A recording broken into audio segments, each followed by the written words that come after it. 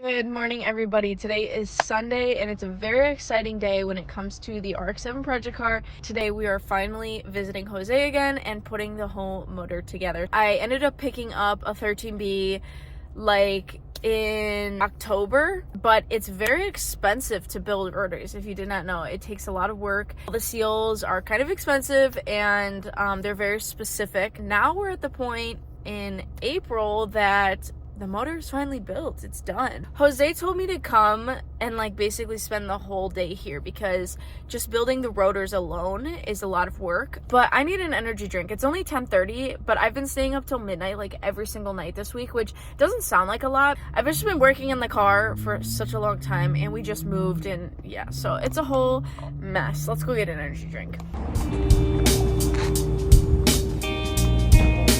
think I'm just gonna have to go with an OG Monster.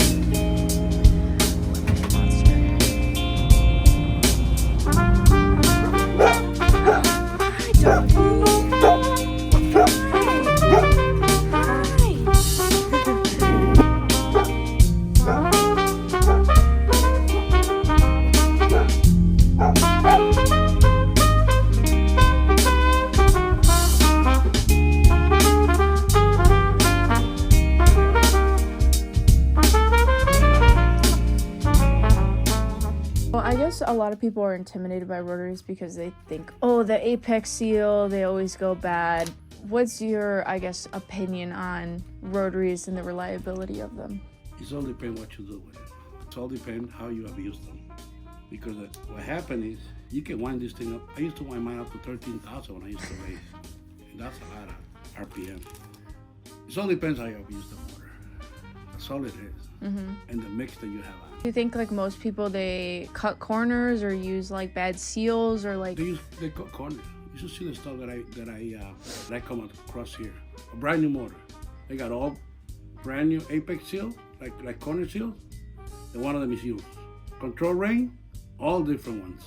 So I say, you know what I'm saying? So you heard it here first, folks. It's all about the way you drive it, how you maintain it, but most importantly, how you build it. So this is the first step in the entire rebuild process, is rebuilding the rotors, which are the most important part of the rotary engine. Probably the most interesting thing that I learned about rotary engines is the fact that every single seal needs to be replaced, and every single seal has a spring. So there's an oil control spring, and this is the oil control ring going in on top of it. Then you have the corner seal springs, and then you have the side seal springs, and then you have the corner seal itself, as you see here. He's actually using an apex seal to line it up, which is kind of smart when you think about it. So since the seals are the most critical part of the motor, it's pretty debated on about whether you should go with an OEM seal, should you go with an aftermarket one, which aftermarket one you should go with. There's a lot of options out there. I went with an aftermarket apex seal, and I went with the Super Seal by Rotary Aviation. Highly recommend. It was great. Everything else I went with OEM Mazda seals. Now I think this goes without saying, if you're running a turbo setup, there's many different things that you should upgrade. Personally, I'm just keeping an NA. I would love to have a turbo rotary at some point, but I've never had a rotary before, and I've never had a boosted car before, so I kind of have to pick my struggle here. I can't get both right now.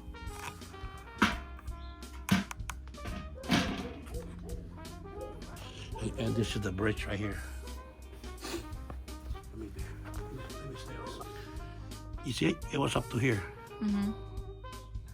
So now you got here for the gas, and then you got here for more gas. Mm-hmm. If you can touch it, you can see right here at the end, you got a 45. So the gas will go up. Mm-hmm. It's all gotta polished. cut it. You gotta cut it. Mm-hmm. So this is exactly what it looks like to have a Bridgeport. It's machine work and porting and opening up the holes to allow more. And when I say more, I mean more gas, more air, more everything. The porting is what makes that iconic brap, brap, brap, brap, brap, brap, brap sound that we all love about rotaries. And there's different ports you can do. You can do a full Bridgeport like me, you could do a half Bridgeport, you could do a straight port. There's a ton of different options that you could do. And like I said earlier, I was here for about 7.5 hours while Jose put the motor together, and I felt like that was a long time until he told me how long the porting alone took. He casually said it took 14 hours. 14 hours to get a perfect Bridgeport. He did it all on his own, all the porting, all the polishing, all the milling, absolutely everything. Now, this is somebody who absolutely has perfected and loves his craft. Even with 30 plus years of experience and being a machinist all his life, when I got recommended to him by a good friend, I was a little weary because it wasn't a shop, it was just one guy working out of his garage. But the more time I spent at the garage with Jose, I learned that this was truly his purpose in life. Although he had already mastered the craft of building rotary engines, he said, and I quote, "I don't want to leave this earth with all this knowledge. I want to spread it and I want to teach everyone." Anyways, enough of me yapping. Here's an apex seal going in, and please enjoy the rest of the engine content.